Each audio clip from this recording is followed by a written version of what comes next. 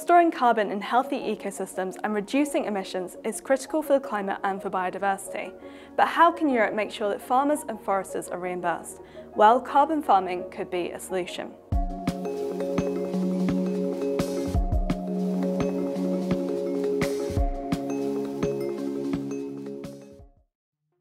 To help tackle the dual biodiversity and climate crises, Europe needs to ensure its nature is healthy and cut down on its emissions, including from agricultural practices. But farmers and foresters also need to make a decent living. Carbon farming is seen as a way to combine these, incentivising management practices that reduce emissions and cashing in on nature's huge potential to remove carbon from the atmosphere. Some farming and forestry practices, like draining peatlands and planting the wrong type of tree, mean some ecosystems have not only lost their potential to remove carbon from the atmosphere, but risk releasing more of it.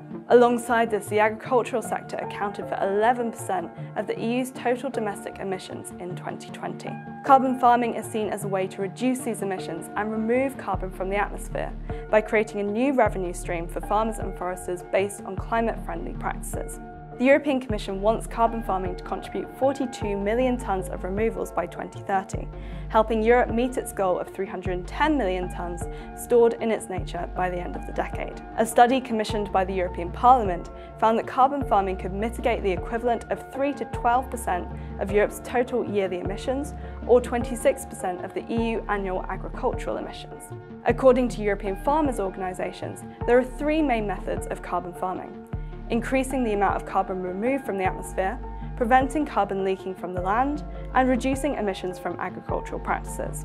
The European Commission suggests methods including afforestation, or adding trees, and reforestation, returning trees to previously forested areas, with practices that promote biodiversity and resilience.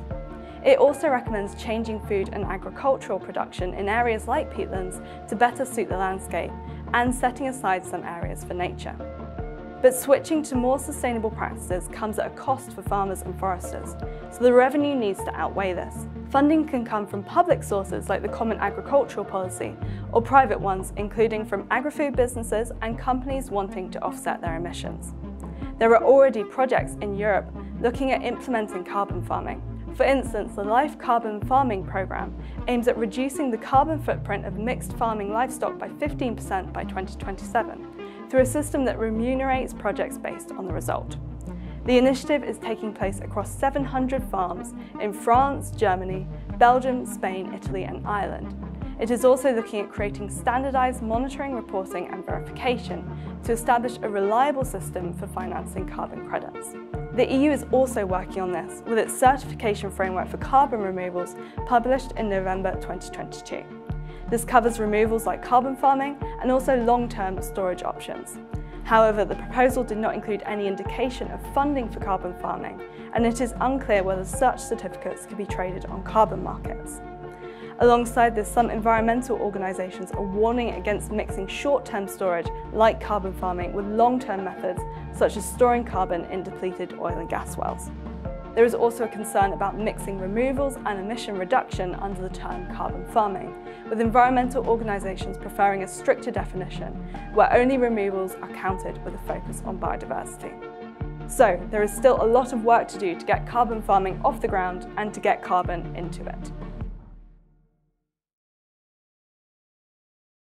LifeTerra is co-financed by the European Commission through the LIFE programme.